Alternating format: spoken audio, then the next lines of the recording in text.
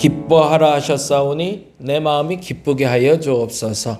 감사하라 하셨사오니 내 마음이 감사하게 하여 주옵소서. 평안하라 하셨사오니 내 마음에 평안이 끼쳐지게 하여 주옵소서. 세상에 어떤 어려움, 환난, 걱정, 근심 넘어서는 감사와 기쁨과 평안이 우리에게 있기를 원합니다. 하나님 그 평강으로, 그 기쁨으로, 그 감사로 나와 함께하여 주시옵소서. 하나님 간절히 원하옵기는 우리 각 가정의 대소사를 놓고 기도합니다. 김민정 원사님 내일 이제 출국하게 되는데 하나님 출국하는 모든 여정 가운데 함께하시고 2월 24일 날 귀국하는 여정까지도 안전과 평안과 마음의 기쁨을 허락하여 주옵소서. 특별히 캐나다에 거주 중인 조미건 집사님과 세 자녀에게 함께하여 주옵소서. 우리 조병배 집사님 영적으로 육적으로 정신적으로 강건하게 하여 주옵소서. 김영균 집사님 믿음의 기업 이루게 하시고 뜻한 바 있어 하나님 허락하신 은혜를 누릴 수 있는 자 되게 하여 주시고 결단할 수 있는 사람 되게 하여 주시옵소서. 나라와 보라에게 함께하여 주시고 믿음의 엄마 아빠가 되게 하여 주옵소서. 조정도 권사님 딸 민지를 위해서 기도합니다. 그리고 조 권사님 가정을 위해서 기도합니다. 인가기도 되게 하시고 예수 믿는 가정 되게 하여 주시옵소서. 우리 혜린이 건강 지켜 주옵소서. 박순원 집사님 주일 성수할 수 있는 여건 허락하여 주옵소서. 하중이 군생활 잘 마감하게 하시고 민중이 사춘기도 잘 지나가게 하여 주옵소서. 한명 집사님 아들 우리 현기가 다음 주에 발표가 납니다. 마음에 근심이 아니라 기대가 있게 하시고 좋은 결과 허락하여 주시옵소서. 지경구 집사님의 어머니 우리 윤영성 어르신의 건강을 지켜 주시옵소서. 강미라 조도영 성도의 신앙생활에 굳건할 수 있도록 주일 성수할 수 있는 여건 허락하여 주옵소서. 심현철 집사님 가정과 새로운 출발에 하나님 함께하여 주옵소서. 풍성한 은혜로 동행하여 주시옵소서. 문정난 성도 주일 성수할 수 있는 믿음 허락하여 주시고 상황을 이겨낼 수 있는 믿음 또한 허락하여 주옵소서. 이제 1월에 귀국할 우리 상우와 함께 하시고 기쁨과 감사의 시간 되게 하여 주옵소서. 이서정 김성탄 성도 건강한 신앙생활 할 수 있도록 주일 성수할 수 있는 믿음 허락하시고 굳건한 믿음으로 세워 주시옵소서. 권모경 집사님 믿음으로 세워 주옵소서. 구할 때마다 하나님 응답하여 주시옵소서. 갯마을을 위해서 기도합니다. 우리 김혜린 성도 운영하는 그 가게가 번창하게 하여 주옵소서. 최진영 집사님 회복을 위해서 끝까지 변함없이 재활을 위한 잘 받게 하시고 건강하게 회복되게 하여 주옵소서. 강신하 권사님 윤신자 권사님 건강 지켜 주옵소서. 믿음의 사람들이 오니 이 믿음의 사람들의 건강을 주께서 붙들어 주옵소서. 정수정 내년 5월 시험 때문에 분주해집니다. 하나님 잘 준비할 수 있도록 하시고 무엇보다 아이들이 새로운 환경에 잘 적응하게 하여 주옵소서. 새가족 예정자를 놓고 기도합니다. 권행한 권윤지 하나님의 아들과 딸을 붙잡으시자 이곳에서 함께 예배하는 주의 일꾼 삼아 주시옵소서. 우리가 기도할 때마다 하나님 응답하시는 줄 믿습니다. 내가 믿고 구할 수 있도록 하시고 믿고 기도하게 하시고 그 기도에 응답하여 주시옵소서. 한 해가 마감돼 가고 있습니다. 무엇을 남겼는가? 어떤 것이 복이었는가? 어떤 것이 화였는가? 잘 되돌아보게 하시고 돌아오는 2026년은 기쁨과 감사와 기대와 결단을 가지고 나아가는 우리 되게 하여 주옵소서. 뜻한 바 있어서 오늘 기도하는 저들의 기도에도 응답하여 주시고 여러 가지 사정으로 함께하지 못한 이들도 기억하시사 그들의 앞걸음에도 주여 동행하여 주시옵소서. 감사합니다. 고마우신 예수님 이름으로 기도드립니다. 아멘. 아멘. 오늘은 다니엘 1장 말씀 함께 봅니다. 다니엘 1장 17에서 21.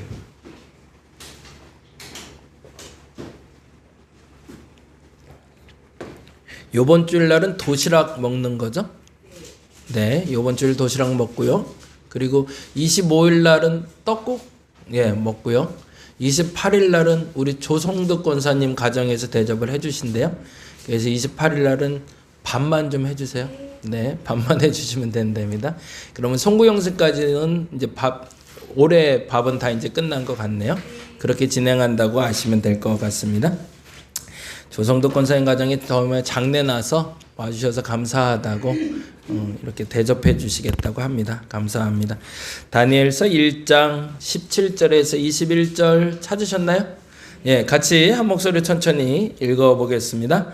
하나님이 이 내 소년에게 학문을 주시고 모든 서적을 깨닫게 하시며 지혜를 주셨으니 다니엘은 또 모든 환상 깨달아 알더라.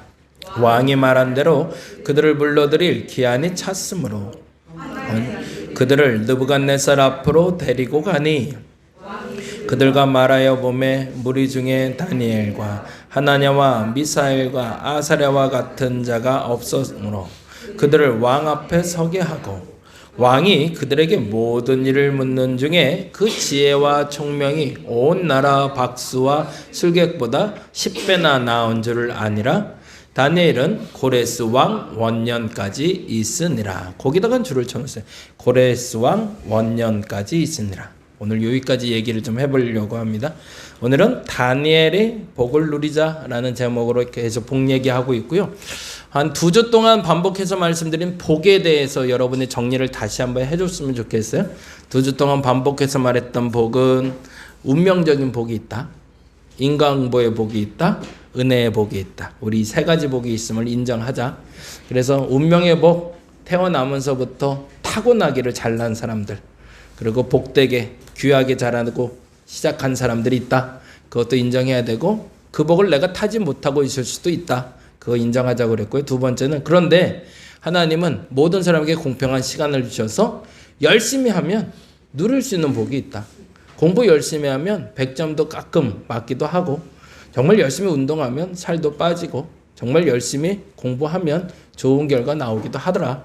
그래서 인과응보의 복도 하나님 주셨다. 근데 특별한 복이 있는데 내가 아무것도 하지 않았음에도 불구하고 주시는 복, 그 복이 있다. 이 세 가지 복을 여러분 잘 기억하자. 그래서 올 한 해는 어떤 복을 누렸는가? 원래는 타고난 복들은 다 누리고 있잖아요. 그렇죠? 타고난 건강이 있는 사람들도 있고요. 타고난 사람 만나는 복을 주신 사람들이 그런 분들도 있더라고요. 그러니까 주변에 돕는 사람이 만난 사람들이 있죠. 주변에 가까이 와서 그리고 때로는 어쨌든 뭐 다양하게 내게 주어지는 그 복들 중에 나는 어떤 복을 누렸는가를 먼저 좀 유념하고 난 복도 없는 사람이다 생각하지 마시고 어떤 복인가 잘 한번 찾아보시기 바랍니다. 그래서 지난 금요일 날 이제 복에 대해서 또 한번 정리하는 시간을 가졌는데요. 요 얘기를 또 한 2주 다음 주까지는 한번 좀 해보려고 합니다. 복 받았다라고 얘기할 때 복이 뭐나 한문적으로는 이렇게 되어 있습니다. 지난 우리 금요일 날 들었던 분들은 기억하실까요? 보일시자에다 한일자에다 입구자에다 받전자를 쓰거든요. 그래서 요거는 이제 파자를 하자면 하늘에서 빛이 내려온다. 하늘에서 은혜가 내려온다는 거죠. 하늘에서 은혜가 내려와서 하나, 한 사람, 한 사람. 그래서 하늘과 땅을 사람이 연결한다. 라는 뜻을 갖고 있습니다. 그러니까 복이란 하늘의 은혜를 사람을 통해서 이 땅에 전파하는 게 복이죠. 그러니까 아담이 받았던 복이 이 복이죠. 땅을 정복하라. 땅에 충만하라 라는 말이 이 말이 되는 거죠. 그러니까 과거 선친들이 가졌던 사고 속의 복과 성경이 말하는 복이 그렇게 틀리지 않습니다. 이 복에 대한 해석이 차이가 있었던 거죠. 첫 번째 복에 대한 해석은 신이 사람을 통해 하늘과 땅을 연결한다. 그게 복이다. 하늘의 뜻을 땅에 전달할 수 있는 사람은 오직 우리밖에 없다. 동물들은 못하고 식물들도 못하지만 우리는 할 수 있다. 이게 복이다 라고 얘기하고요. 또 하나 이런 파자가 있습니다. 보일시자 역시 쓰는데 역시 신을 상징하는 단어고요. 한일자, 입구자, 받전자를 써서 이 해석도 참 재미난 해석이었던 것 같아요. 한 사람 한 사람에게 공평하게 땅을 주시는 게 복이다. 받전. 모든 사람에게 신은 공평하게 복을 주신다는 뜻이죠. 그래서 본인에게 주어진 땅이 있다. 그래서 옛날 우리 어르신들 매년 했던 말이 그거였어요. 아이는 태어나면서부터 자기 먹을 건 갖고 태어난다라는 표현을 썼어요. 이 복이 이 복인 거죠. 어떤 상황이든 자기가 먹고 살 건 자기가 안고 태어난다고 말했던 그 복이 밭을 선물로 받는다는 복이고요. 이거 그 다음에 하나를 더 안 했네. 이게 왜 지워졌지? 이걸 안 했군요. 죄송합니다. 이게 그냥 확 넘어갔네. 또 하나의 복이 있는데 이 복이 원래 말하는 복의 얘기예요. 보일시자가 제사 혹 신을 말하는 이야기고요. 그 부수인 부자가 부자 할 때 부자잖아요. 그래서 가득할 복자, 술통을 가득 손에 담아서 신에게 드리는 형상을 얘기합니다. 다른 말로 하면 내가 받은 넘치는 은혜를 신에게 드릴 수 있는 게 복이라는 거예요. 그래서 지난 금요일 날도 그 얘기했는데 난 11조 제일 많이 하고 싶어 라는 말이 진짜 복인 거죠. 하나님이 가득 넘치는 은혜를 주셔서 그 가득 넘치는 은혜를 하나님께 드리고 싶다는 욕심이거든요. 그 욕심 한번 가져보면 좋을 것 같아요. 우리 집에서는 내가 11조 제일 많이 하는 사람 될래. 이게 정말 매력적인 이기적인 기도거든요. 근데 이 기도는 우리 한 번쯤 해볼 만하지 않아요? 우리 아들 현기가 우리 집에 제일 많이 11조 하게 해주세요. 네. 얼마나 좋아요? 예? 동민이가 이 가정에서 제일 많이 11조 하게 해주세요.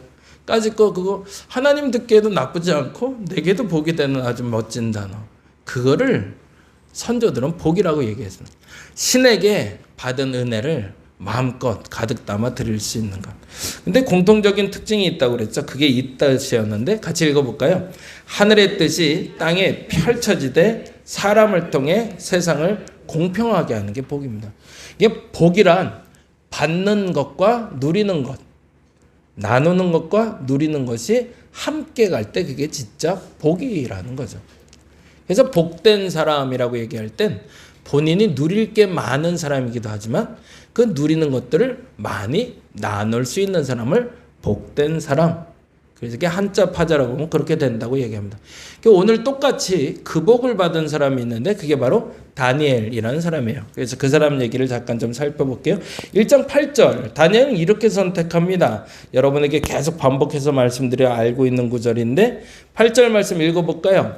다니엘은 뜻을 정하여 왕의 음식과 그가 마시는 포도주로 자기를 더럽히지 아니하리라 하고 자기를 더럽히지 아니하도록 환관장에게 구하니. 매번 읽었기 때문에 이제 너무 잘 아는. 내 친구가 잡혀왔잖아요. 그런데 이제 진수성찬 차려줬단 말이죠. 근데 그거 안 먹겠다고 그 어린애들이 사실은 이때 나이를 대략 13살 정도로 봐요. 13살이면 지금 우리 중학교 못 갈 나이인가?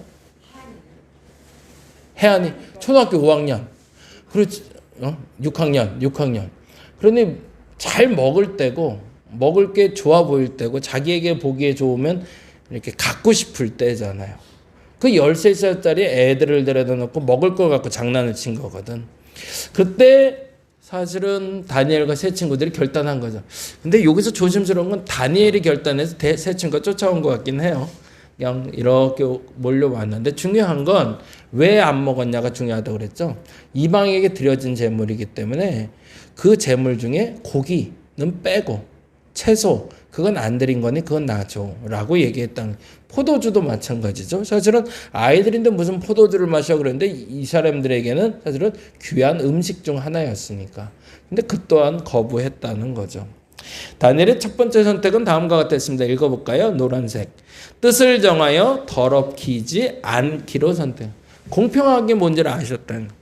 다니엘의 가장 멋진 점은 13살인데도요. 내가 하나님 앞에 바로 설면 하나님은 내게 복 줄 거를 알았다는 거예요. 바로 선다는 것이 내가 누리는 게 없어도 상관없다고 얘기할 수 있는 게 공평함의 의미를 알았다는 거예요. 모든 사람이 하나님의 복을 누리는데 어떤 사람들이 하나님의 복을 누리는지를 다니엘은 알고 있었습니다. 그건 뭐냐면 내가 갖고 싶은 것을 포기할 용기를 가진 사람. 내가 할 수 있는데도 안 하는 사람.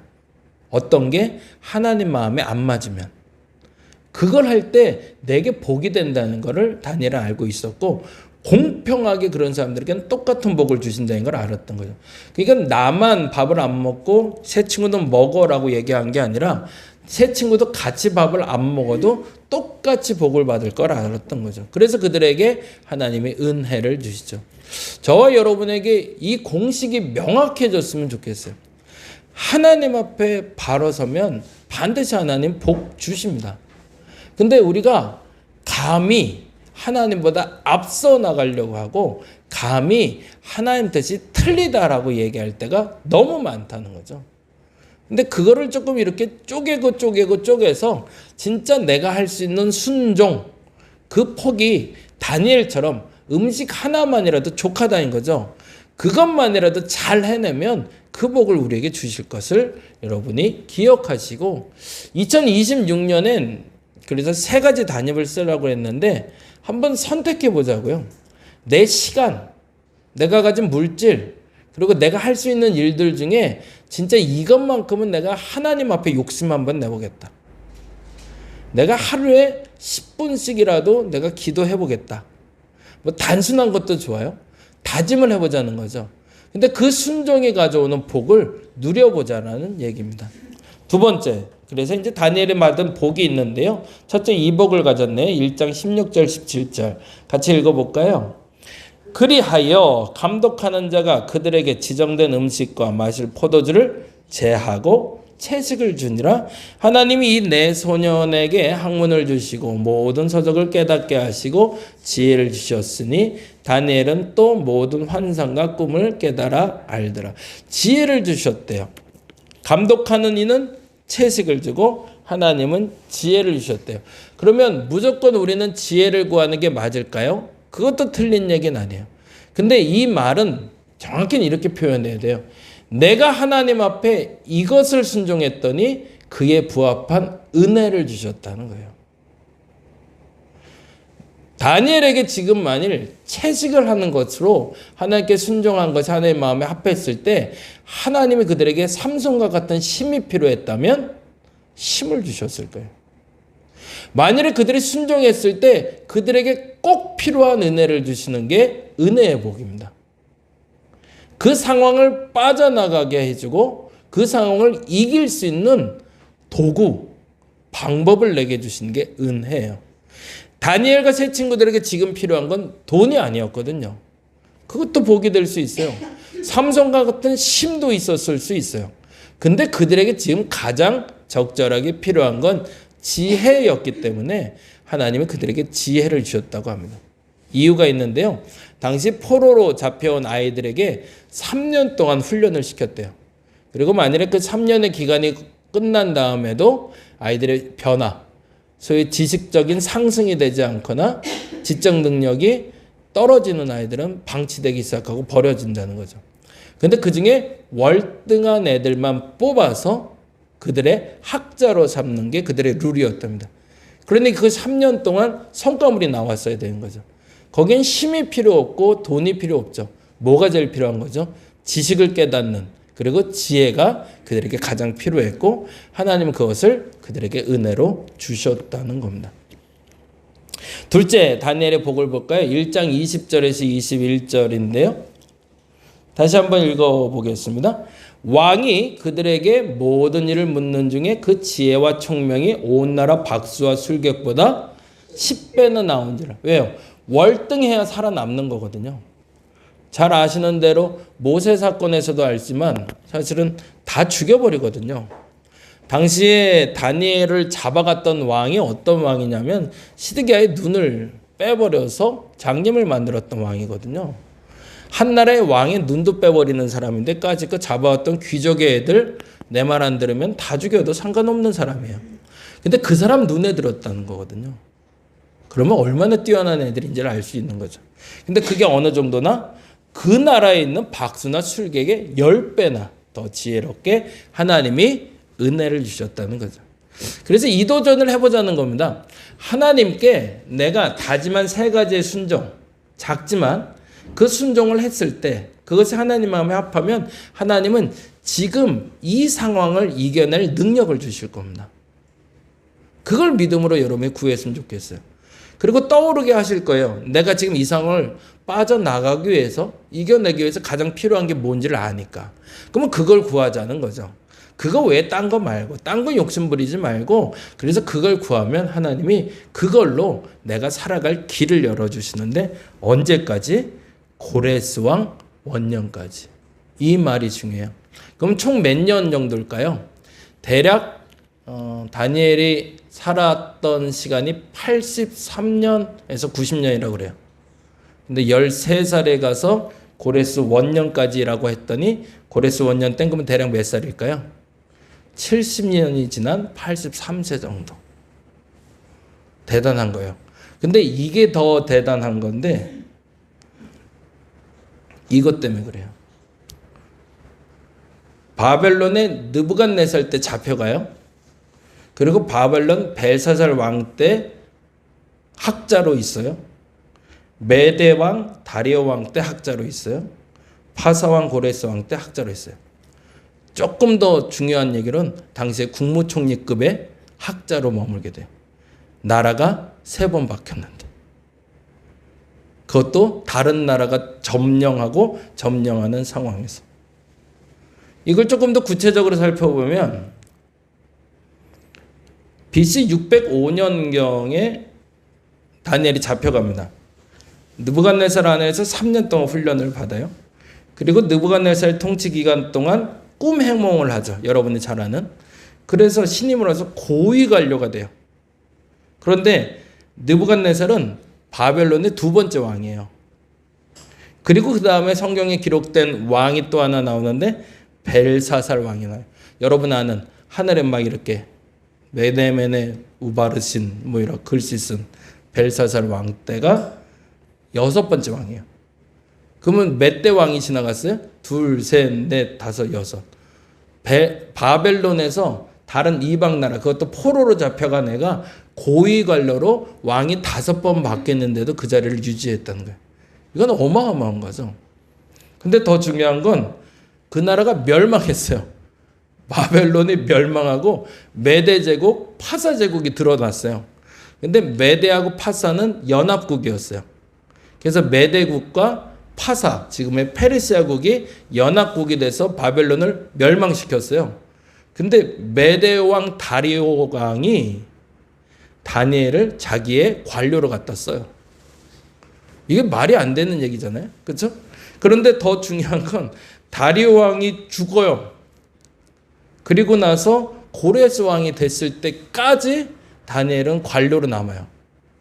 근데 더 중요한 건 10장 1절인데 고개를 한번 살펴볼까요? 다니엘 10장 1절. 이 사람이 얼마나 대단한 사람인지가 보이는데요. 사실은 당시에 이제 그 환관이라고 그러죠. 아이를 못 낳는 사람으로 결국 홀로 살았던 사람인데 10장 1절에 보니 이런 말이 나오네요. 같이 읽어볼까요? 바사왕 고레스 제 3년에. 그럼 무슨 말이죠? 고레스 왕 원년까지는 학자로 있었다는 거죠. 근데 안 죽었다는 거예요. 살아있어요. 그럼 무슨 말이죠? 고레스 왕 원년에 스스로 물러났다는 얘기예요. 스스로 그 자리에서 물러났고 아직도 왕성히 활동했다는 얘기가 10장 1절이에요. 기도하는데 환상을 봤다는 얘기가 10장 1절이거든요. 그러니까 고레스 왕 3년까지도 버젓이 살아서 환상을 보고 세상을 변화시키는 미래에 대한 예언을 했던 사람이 다니엘이라는 겁니다. 그럼 왜 고레스 원년에 다니엘이 그만뒀을까? 그게 또 재밌죠. 그 스스로가 알고 있었던 게 있었습니다. 13살에 잡혀갔을 땐 몰랐는데요. 시대가 흘러가고 왕을 7번을 바꿔먹었잖아요. 그 전 세계가 돌아가는 그 제국의 움직임 속에서 끊임없이 하나님이 주시는 은혜 가운데 매우 중요한 걸 깨달았는데 70년이 차면 이스라엘이 회복될 걸 알아요.